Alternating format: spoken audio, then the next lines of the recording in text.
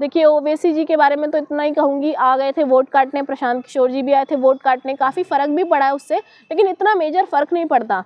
ये सब वोट चोरी की वजह से हुआ है, लेकिन ओवैसी ने वोट काटे और प्रशांत किशोर जी ने काफ़ी वोट का नुकसान जो है महागठबंधन को किया है। पूरे देश भर के मुसलमान ओवैसी को सुनते हैं, आपको नहीं लगता है कि अगर भाजपा को हराना है तो ओवैसी हो या फिर मायावती हो, देखिए, अगर इनको देश भर साथ में लेकर आएं, तभी जो है मुसलमान, हरा पाएंगे। देखिए देश भर के मुसलमान अगर ओवैसी जी को सुनते होते तो उनकी पूरी देश में पार्टी खड़ी होती, लेकिन मुझे लगता है जो लोग ओवैसी जी को सुनते हैं उनको ये देखना चाहिए कि वो बिहार के अंदर जाकर के चुनाव लड़ते, उनके क्षेत्र में जाकर के तो कोई चुनाव नहीं लड़ता, लेकिन वो आए थे ना, उनका बढ़ रहा है प्रभाव, जनाधार बढ़ रहा है।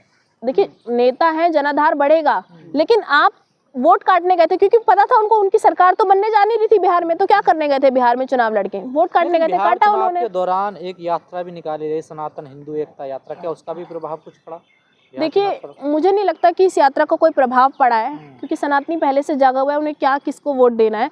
लेकिन ये जो यात्राएं निकाली जाती हैं ये लोगों को प्रभावित करने के लिए निकाली जाती है, गुमराह करने के लिए निकाली जाती है, लेकिन जनता अब समझ चुकी है, तो ये फैक्टर मुझे नहीं लगता वहाँ बिहार के अंदर काम करा है। नहीं करा काम, आपको लगता है? मुझे नहीं लगता कि सनातन के नाम पर लोगों ने वहाँ पर वोट दिए हैं। मेरे को लगता है कि सीधी धांधली है चुनावों में, क्योंकि बिहार के अंदर धर्म का फैक्टर मुझे नहीं लगता इतना ज़्यादा काम करेगा, जिसको लेकर बीजेपी मैदान में आई थी कि धर्म की रक्षा हम करेंगे। बिहार के लोग पहले से ही सशक्त हैं, उन्हें पता है कि कैसे ये धर्म के नाम पर पूरे देश में राजनीति कर रहे हैं। तो बिहार की जनता ने वोट तो गठबंधन को दिया, लेकिन वोट एनडीए में कैसे चला गया ये जांच का विषय है और इस पर ध्यान देने की जरूरत है सब। हिंदू राष्ट्र की मांग कर रहे हैं धीरेन्द्र शास्त्री, कैसे देखती हैं आप इस मुद्दे को?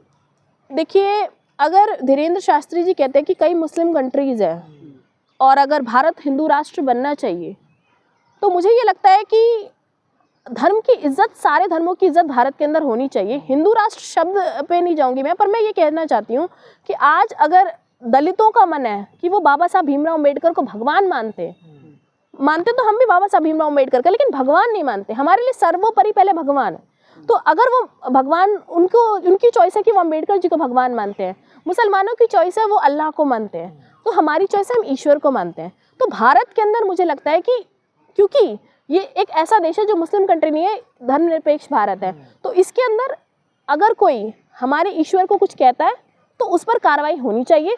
आपको इज्जत हमारे धर्म की भी करनी पड़ेगी, लेकिन हिंदू राष्ट्र बने इस देश से आप मुसलमानों को, दलितों को, पिछड़ों को हटा दें, ये हमारा संविधान नहीं सिखाता हमें। बाबा साहब भीमराव अम्बेडकर ने सबको बराबर का दर्जा दिया है। तो हम ये चाहते हैं कि धीरेन्द्र शास्त्री जो हिंदू राष्ट्र की बात करें, उस शब्द को हटा करके वो सीधा अपना पॉइंट रखें कि बताएं कि हिंदू राष्ट्र से उनका मतलब क्या है। सिर्फ हिंदू रहे तो फिर आपने पहले क्यों नहीं, आप मोदी जी को कहिए इनकी सरकार हटा के दिखाएं कैसे हटाते हैं। तो ये बेतुकी बातें हैं। और जो यात्राएं निकाली थी उसमें खुद ही वो बीमार पड़ गए थे 2-3 दिन की यात्रा में, और राहुल गांधी जी ने तो हजारों मीलों पैदल चले हैं। तो धीरेन्द्र शास्त्री जी को समझ आना चाहिए कि हिंदू राष्ट्र बनाने के लिए पहले पैदल चलने, यात्रा करना सीख लें, इसके बाद हिंदू राष्ट्र बना लें। कह रहे हैं कि जात पात की करो विदाई, हम सब हिंदू भाई भाई। उन्होंने तो एक और डायलॉग बोला था, तेल लगा लो डाबर का और नाम मिटा दो बाबर का।